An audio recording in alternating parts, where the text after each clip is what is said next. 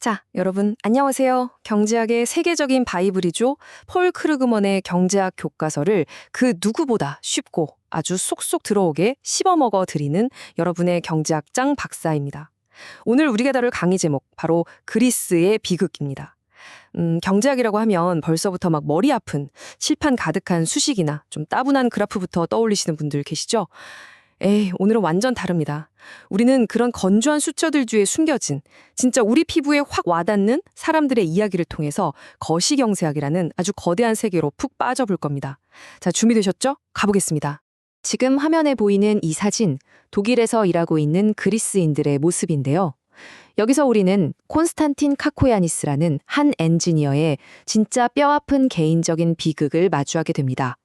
이분은 그리스 아테네에서 나고 자랐는데 단지 일자리를 구하겠다는 그 이유 하나만으로 정든 고향을 등지고 머나먼 독일 디셀도르프까지 가야만 했어요.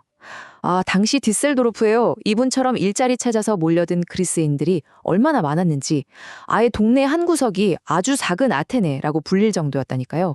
도대체 왜 그렇게 수많은 아테네 사람들이 사랑하는 가족과 고향을 훌쩍 떠나야만 했을까요? 이유는 진짜 딱 하나입니다. 고향엔 일자리가 없었거든요. 거시경제학이라는 그 거대한 파도가 어떻게 평범한 한 개인의 삶을 완전히 송두리째 흔들어 놓을 수 있는지, 와, 이보다 더 생생하게 보여주는 장면이 또 있을까 싶네요. 좋습니다. 그럼 본격적으로 숫자를 좀 파헤쳐 볼까요? 24%. 자, 오늘 우리가 다룰 가장 핵심적이고 또 아주 치명적인 수치입니다. 이 숫자가 뭐냐면요. 바로 2016년 당시 그리스의 실업률이에요. 그냥 뉴스에서 스쳐 지나가는 통계 중 하나로 생각하시면 절대 안 됩니다. 거리에서 일자리를 구하려는 건장한 청년들, 가장들, 4명 중에 1명은 직업을 못 구해서 절망하면서 발길을 돌려야 했단 소리예요. 불과 2007년만 해도 그리스 실업률이 8%밖에 안 돼서 다들 미래가 밝다고 했었거든요.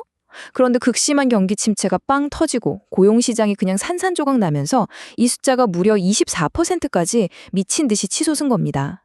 한 나라 경제가 얼마나 순식간에 벼랑 끝으로 내몰릴 수 있는지 보여주는 진짜 섬뜩한 지표죠. 자, 여기서 우리의 시야를 역사 속으로 쫙 한번 넓혀볼게요. 화면이 바뀌었는데 23%. 그럼 이 숫자는 도대체 뭘까요?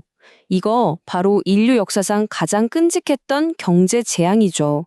1929년에 터진 미국 대공황 당시에 찍혔던 최악의 실업률 수치입니다. 놀랍지 않으세요? 2016년에 그리스가 겪은 그 24%라는 실업률은요, 과거 대공황 시절 미국 전체를 휩쓸었던 23%보다도 무려 1%포인트나 더 높은 수치입니다. 그러니까 그리스의 이 현대판 비극이 과거에 가장 참혹했던 글로벌 경제 위기를 뛰어넘을 정도로 얼마나 심각했는지 진짜 뼈저리게 느껴지는 대목이죠. 자, 긴장감 조금만 더 높여보겠습니다. 1930년대 대공황 당시 미국 경제를 덮친 또 다른 충격적인 숫자, 바로 마이너스 28%입니다. 이게 무슨 뜻이냐면 미국의 경제 산출물, 즉 GDP의 가치가 고점 대비 무려 28%나 그냥 증발해버렸다는 거예요. 국가 전체가 만들어내는 거대한 파이에서 거의 3분의 1이 공중으로 휙 날아간 겁니다. 아니, 평범한 가족들한테 이 거대한 경제 붕괴가 도대체 뭘 의미했을까요?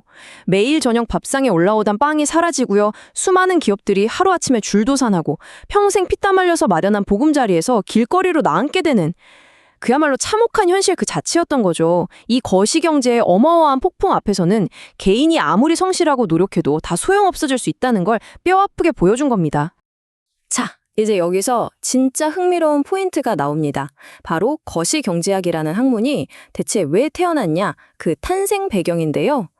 1929년에 대공황이라는 전대미문의 위기가 터졌을 때 당시 전 세계의 그 네로라 하는 위대한 정치 지도자들, 경제학자들, 이 재앙 앞에서 뭘 어떻게 해야 할지, 이 깊은 늪에서 어떻게 빠져나와야 할지 진짜 아무것도 몰랐습니다. 속수무책이었죠. 그 순수한 공포 그리고 지독한 무력감 속에서 학자들이 드디어 깨달은 거예요. 경제 전체를 뒤덮은 이 엄청난 재앙의 본질적인 메커니즘을 이해해야만 다음에 닥칠 위기를 막을 수 있겠구나 하고요. 그 절박함 속에서 경제의 아주 큰 그림을 보는 학문, 바로 거시경제학이 세상에 빛을 보게 된 겁니다. 이 슬라이드가 두 가지 차이를 기가 막히게 보여주는데요. 그럼 기존에 있던 미시경제학이랑 이 새롭게 탄생한 거시경제학은 도대체 뭐가 다를까요? 자, 아주 쉬운 비유를 하나 들어보죠. 우리가 습속에 직접 걸어 들어가서 나무 한 그루 한 그루의 상태를 아주 세밀하게 돋보기로 관찰하는 거. 이게 바로 미시경제학입니다. 개별 소비자가 마트 가서 뭘 살지, 특정 기업이 물건을 몇 개나 찍어낼지 이런 디테일에 집중하는 거죠. 반면에 거시경제학은요, 우리가 헬리콥터를 타고 저 높이 올라가서 숲 전체의 거대한 생태계를 쫙 내려다보는 거랑 똑같습니다. 경제 전체가 하나의 살아있는 유기체로서 어떻게 굴러가는지 그 총체적인 흐름에 초점을 맞추는 거예요.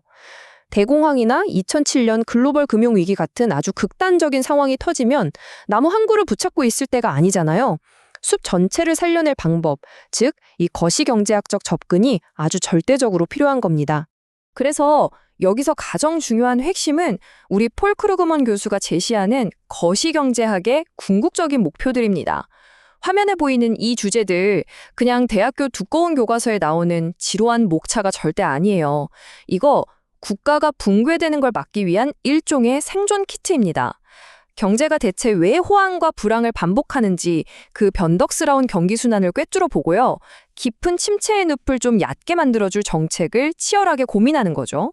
그리고 장기적으로 나라 경제를 성장시키고 우리 장바구니 물가를 들었다 놨다 하는 인플레이션과 디플레이션을 관리하고 또 나라 간 무역이 서로한테 어떤 영향을 미치는지까지. 이게 바로 거시경제학자들이 세상을 구하기 위해 매일같이 머리 싸매고 씨름하는 진짜 문제들입니다. 결국 거시경제학이라는 건 단순히 돈 버는 학문이 아니라요. 경제적 재난으로부터 우리 같은 평범한 사람들의 일상을 지켜내기 위한 거대한 방패인 셈이죠. 자, 어느덧 마지막이네요. 오늘 우리는 일자리를 찾아 고향을 떠나야만 했던 콘스탄틴의 씁쓸한 이야기부터 시작해서 대공황이 남긴 그 끔찍한 숫자들, 그리고 이 재앙을 막기 위해 절박하게 탄생한 거시경제학의 진짜 역할까지 아주 깊이 있게 짚어봤습니다. 여기서 제가 여러분께 깊이 고민해 볼 만한 살짝 도발적인 질문을 하나 던지면서 오늘 시간 마무리하려고 합니다. 대공황 같은 파멸적인 위기를 두 번 다시 겪지 않으려고 이 거시경제학이 탄생했고 지난 수십 년간 정말 눈부시게 발전해 왔단 말이죠. 근데 그렇다면 우리는 대체 왜 24%라는 말도 안 되는 실업률을 찍으며 와르르 무너져 내린 그리스의 비극은 미리 막지 못했을까요?